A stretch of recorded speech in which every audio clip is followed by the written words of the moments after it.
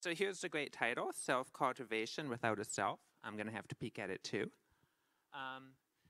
So what I want to do today is, in a very short lecture on Indian Buddhism, I guess I should mention there's two main figures from the Buddhist tradition I'm going to use. They lived more than 1,000 years apart. The first is the Buddha himself, and this is the first passage I'll show you, the Metta Sutta, that is ascribed to the Buddha, the historical founder of Buddhism, about 2,500 years ago. And then the second is the 8th century CE Mahayana Buddhist monk Shantideva.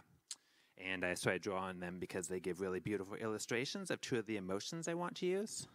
And so the main thing I want to do is take a look at this apparent tension that turns out not to be a tension, that turns out to be a tension between what's probably, if you're going to say the one, I mean, it's hard to say the one, but probably the most dominant philosophical position of the Indian Buddhist tradition, which is selflessness. In Sanskrit, it's anatman, literally not self, the denial of any enduring unified self.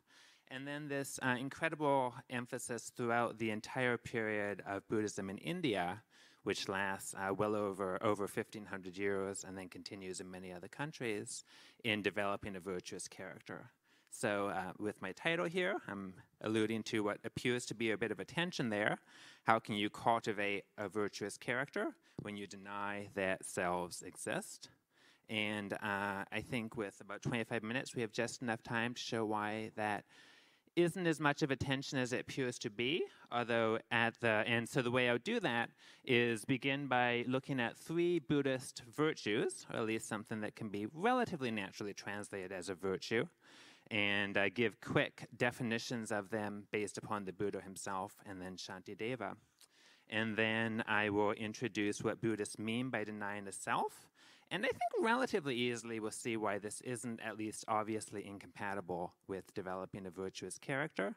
And then kind of one of the interesting features of this tradition is they combine these two features and claim that it's actually selflessness that lets us complete and perfect the virtues. So in the conclusion of the talk, I will show how these two things that appear to be in tension actually complete themselves. Okay, so first of all, love. And this is the passage by the Buddha himself, or ascribed to the Buddha himself. This is from a very old text called the Metta Sutta. So he says here, introducing a word that's not too unnatural to translate as love, Maitri in Sanskrit, or metta in Pali. And it says here, even as a mother protects her own life, her child, her only child, so with a boundless heart should one cherish all living beings. Probably the most famous introduction to this virtue that Buddhist texts place a great deal of emphasis on. And there's actually something a bit counterintuitive and about this virtue that's actually quite interesting in the Buddhist tradition. It's something that you begin developing towards yourself and those you're close towards. And then over time, through meditation, you extend it to those who you dislike and even those who you don't know. And so in Buddhist meditations, they go through a stage where you eventually universalize this to the entire universe. So it's an impartial love that can be universally held. And this is why I matched it by this quote here, because you notice that the image that's used to describe it is of the mother and her newborn child. And that's very deliberate. So if you think about the love a parent has for their child, or whoever you have the deepest love for, that deep sort of, I think even calling it passionate is something we can use, that sort of deep affection you have, that really is what Maitri means. And you can notice kind of this interesting tension in the ambition of the tradition, that the claim is that you can expend this even to your enemies, and eventually even to those who you haven't actually met. The entire universe, you can have this emotion towards them. So this is one of the interesting features of it, that it's universalized, but it also retains its emotional tendency that initially we think of as limited to an exclusive relationship. And the other feature I wanted to introduce you about, I don't know if anyone recognizes this. This is Romeo and Juliet. It's an interesting feature in what I'll call for now Buddhist virtue ethics, that they spend a great deal of precision defining these virtuous mental qualities that are positive, that affirm good relationships and affirm sort of good mental health for the individual, from apparently closely related mental states that they actually claim are quite different. So this slide shows one of these. You have love, maitri or maitra, which is the wish for the other to be happy, distinguished from something that's sometimes identified by that Sanskrit term sneha, and sometimes you see it translated as terms such as selfish affection. And so if you're wondering, I mean, in English, I think probably Dutch too, these tend to go together. And, you know, if we talked a bit about what you mean by love, very likely examples like the mother's concern for the child, making sacrifices for the person would come out, but very likely also if we continue that discussion, we would talk about heartbreak and how you're wounded most deeply by those you love. And so it's this really interesting feature of Buddhist virtue theory that they distinguish these and they claim it's quite different mental states. So Romeo and Juliet here illustrates this. Romeo and Juliet, I mean, I think when I was in school in the US, we sort of use this as the epitome of love. Buddhist texts disagree. This isn't maitri, this is sneha. And you can see that because rather than affection towards the other as wanting the other to be happy, they literally can't live if the other one doesn't make them happy. So one of the features of these traditions that they distinguish these, what initially we might confuse as the same mental state. So that's love. Here's the second one I want to introduce, and this is a good one to talk about since you're very patient to me, staying to 11:10 to begin my lecture. Interesting feature of the Buddhist tradition, and this is different than certain of the Western traditions, including Aristotle, anger is claimed to always be negative in this tradition. So this is moving forward more than 1,000 years to the 8th century Indian Buddhist Mahayana philosopher Shantideva, who gives us a quick meditation for how to dissolve anger, patience here in its role as having no desire to harm the others. And so this is kind of one that you can use at any point you feel frustration arising. He says, if there's a remedy, then what is the use of frustration or anger? If there is no remedy, then what is the use of frustration? So if it's a situation that you can fix, then why be angry? And if it's not a situation that you can fix, then why be angry? Because that would simply be additional suffering. And then the third one, if this worked, here it is generosity, dana. And here is Shantideva again defining generosity. So he says, the perfection of generosity is said to result from the mental attitude of relinquishing all that one has to all people together with the fruit of that act. Therefore, the perfection is the mental attitude itself. And I have to tell a bit of a story to explain how he comes up with this particular definition. Shantideva is a proponent of what's called the Bodhisattva way. And this is, to make a very long story very short, it's an incredible aspiration certain Buddhist practitioners make to take rebirth over and over again and to remain in the cycle of rebirth, to continue to work for the benefit of others. And so here there's actually an opponent in the background. So Shantideva is developing various meditations and various positions about what it is to be a bodhisattva. And the opponent says, well, listen, you've been taking rebirths for countless eons, training to be a bodhisattva, working to help sentient beings. You appear not to be very good at it, because you've been developing generosity for all these eons, and look how much poverty is. And Shantideva's response, here it is. He says, well, there's only so much one can do for the world. But what I mean by generosity, and here you have that precision about what the virtue itself is. The virtue isn't primarily the act of giving, although that certainly follows from it, but it's the mental intention to give. And so the perfectly generous one can be rich and a benefactor to the world, or can be completely impoverished to the place where they can't give anything up, but is willing to give everything for anyone whenever it would benefit to them. And so Shantideva's claim here is that the perfection of generosity, what generosity actually is that mental state itself. And I actually think this is quite nice. I mean, of course, you can criticize this and say, well, what use is a generosity that can't make effects in the world? But on the other hand, it can recognize that you can have a deeply virtuous state, a deeply moral state, even if, versus Aristotle, you don't happen to have the wealth to enact material change in the world. So those are the three virtues. And then we turn on to the second part of the talk, where I talk a little bit about what selflessness is and selflessness isn't. And there appears to be a tension here. We're talking about developing a virtuous character. Well, in some sense, we have to talk a little bit about we're denying that selves exist. So what on earth does this mean? The Buddhist argues with his and her philosophical opponents in India for their entire history about the existence and non-existence of a self. And here's one of the examples they use. I think one of the easier examples to get a bit of a sense of, 5-minute sense of what they mean by denying the existence of the self. So if we think of a forest, and this is actually an example Buddhist, there it is. This is something an example Buddhists themselves use. And there's a couple easy ways for me to introduce kind of the main point behind this. The first one is if I asked you sort of a silly question and I said, how many trees do you have to have a forest? And I know what you're thinking, it's 322 or 323, I can't quite figure it out. There's something wrong with that question. I mean, we have to figure out exactly what it is, but that question seems to be ill-formed. The second way is a little closer to the way Buddhists themselves put it. They do meditations like this when they talk about the non-existence of the self, but I'll use the example of the forest again. If I said to you, maybe I came from a place where there is only desert, and I've never seen a forest before, and you take me to the woods, and I say to you, well, this is all very nice, I'm enjoying all these trees, but would you please show me where the forest is? Like, is it somewhere in the middle? Can you actually show me this thing called forest?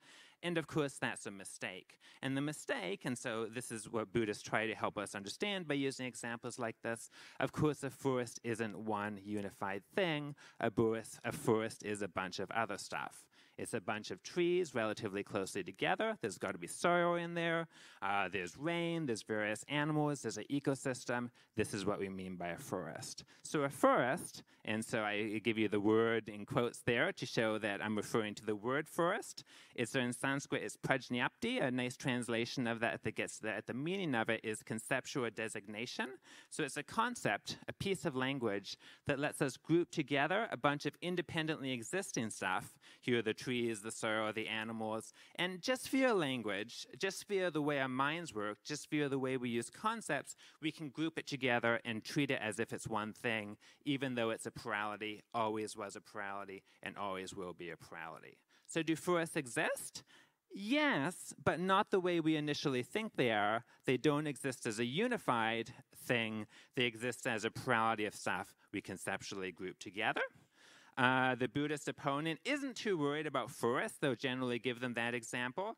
But where they dig in their heels, and this is where the Buddhist becomes notorious, is they claim just as forests, so with selves. So what's the self? Is there a soul in there? Is there one enduring, unified person that you can somehow point to? And here the meditations in these Buddhist texts are exactly parallel to the example that I give with the forest. You try to do that, you don't find it. All you find, and so in the traditional Buddhist text, there's a list of 5, but I've simplified it for the sake of time. There you have Stephen, the conventional designation. That's me, my name. Is there one enduring Stephen essence in there? No, it's just a bunch of thoughts. Physical parts, my fingers, my toes, my heart, the sense impressions, the sound of my voice, or the thoughts I'm having, all the memories grouped together. And just like a forest is a bunch of trees, conceptually unified by the name Stephen, all of you, persons, we exist, but not as one enduring unified thing, as pluralities of things that we group together via language, via concepts like names. So that's the initial solution. That's the first thing I want to do in this lecture. There seems to be a superficial tension between the denial of any enduring unified self and claiming that the whole point of Buddhism, the whole point of this path, is to perfect one's character. it's not a paradox, and it's not even a particularly deep teaching to kind of disentangle us from this apparent contradiction, because what's really happening is these patterns of thoughts, these patterns of emotions, and we are born, and for most of our lives, we live with these negative patterns where anger arises over and over again. Buddhists claim that via trainings, and I've given you a couple of examples of them earlier in the slideshow, we can begin to shift those so that patience arises instead of anger, so that generosity arises instead of selfishness. All of this is impermanent, but it's causally connected streams of these positive moments. And so this is kind of where I wanted to move towards the conclusion of this. Not only do Buddhists resolve this tension through what they mean by selflessness, which doesn't deny that persons exist, it just changes how we think of persons existing, but they claim that they can use this teaching in order to deepen our ability, deepen the efficacy of these virtues. And I'll do this very quickly with all three of the virtues that I introduced at the beginning of the lecture. This is from another Buddhist philosopher, a couple hundred years earlier than Shantideva, Chandrakirti, probably about the 6th century CE. And I'll just read this, and then I'll explain the idea behind it. He says, giving, void of giver, gift, receiver, is called a perfection, paramita, that transcends the world. But when attachment to these three occurs, the teachings have defined it as the perfect act of the worldly ones. What's going on there? Well, generosity is all well and good, but if you're like me, there are times where you give a gift and you've thought carefully about what you want to give, and you've picked out the perfect thing for this person, and it's Christmas, and they open it up, and they really seem to have no reaction whatsoever, and you're like a little bit pissed off. Now it's like, what on earth happened here? They shouldn't be reacting this way. And so you can kind of notice here, just as when I introduced love, I talked about it being so close to the selfish attachment the Buddhists distinguish. The insight here is that generosity can be contaminated with selfishness.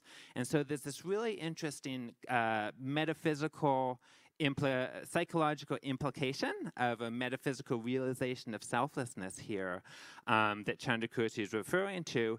If we realize at the deepest level that eventually we perfect through meditation that we are these conglomerates of mental and physical moments, that there's no enduring self in there, that the person we're giving to is also this conglomerate of mental and physical moments, and the gift itself doesn't have any essence, but is simply a collection of parts. If we really realize that, this perfects generosity, and so that it cannot be infiltrated with selfishness, and it isn't, no negative emotions are attached to it. Something similar happens with patience. And so here's Shantideva again. He says, thus, everything is dependent on something else, and even that on which something is dependent is not autonomous.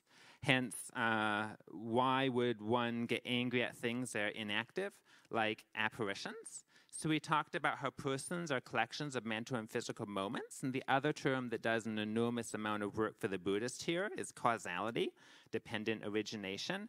It's not simply a collection of mental and physical moments, but it's mental and physical moments that are causally associated in a certain way that we can function as human beings. And so the idea here is that if we realize this, if someone is angry at, if someone has harmed us, if someone has disappointed us, we can realize that actually all you have is this massive conglomeration of mental and physical moments. There's things people did to them in the past that are making them act this way. They had a bad day. Someone else was mean to them, and all of this is coming together as a result of which they harm me. And then realizing this and realizing there's no essence in there, there's no enduring self in there, this will dissolve anger.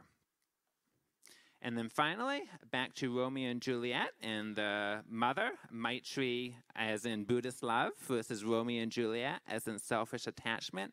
How do you finally distinguish these?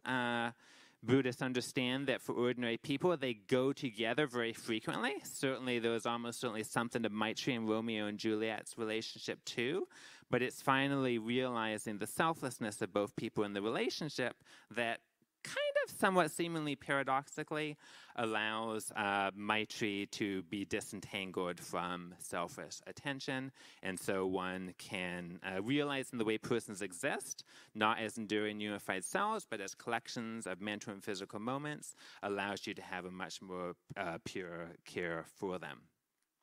So just a conclusion, so this is aspirational, it's certainly not descriptive, but the idea is that over time, realizing one's selflessness and realizing that one still exists as a conceptual designation, you can use this to perfect, further develop, and finally perfect these virtues, and then this will be your character. And so I think just to kind of summarize, even though it's a very short lecture, some of the really interesting features of Buddhist ethics come out just by looking at these concepts together. First of all, it's an introspective tradition. And so you find a careful attention to what goes on in our mental lives, and even just in these 3 virtues I introduced, careful definition of these virtues and this distinguishing of them from other closely related or apparently related mental states that actually can be very harmful. The other thing I mentioned, I wanted to kind of say that I would resolve the tension and then reintroduce it a little bit. And kind of thinking back on the meditations we looked at, I mean, the Buddhist tradition is very aware of that. In some sense, the tension's resolved because persons exist as conceptual designations of mental and physical moments, and these emotions can simply be part of what's collected together under these conceptual designations. But at the same time, if you think of the 3 examples I gave and how you prefer in how you perfect these virtues, the tension kind of seems to reappear. At least to me, it seems to reappear in a sense. And so when we talked about patience, you might remember that Shantideva suggests that we think there's no enduring self in there. There's just causes and conditions. And therefore, because the person doesn't exist in a really metaphysically robust sense, there's no sense being angry towards them. But then when we talk about love, the emotional commitment of a mother towards the child that we universalize, and when we talk about generosity as the mental attitude of willingness to give to sentient beings, it seems to me you start to have a reliance on a certain metaphysical robustness, a realness of these causal relations. And in Shantideva's beautiful text, The Guide to the Bodhisattva's Way of Life, it seems to me that this tension runs throughout the text. Whenever selfish emotions are arising, he's perfectly happy to appeal to selflessness, metaphysical selflessness, to make the emotion fall away. Whenever we seem to be apathetic or lazy, he's perfectly happy to appeal to the conventional reality of persons, that persons do exist as conceptual designations, to make the emotions come back. And so I think it's a really interesting feature. I mean, I think it is a real tension in Buddhist texts, but at the same time, it's a creative tension that you see authors like Shantideva use over and over again. So thank you again for your generosity in coming to this quite late talk and your patience in staying this long.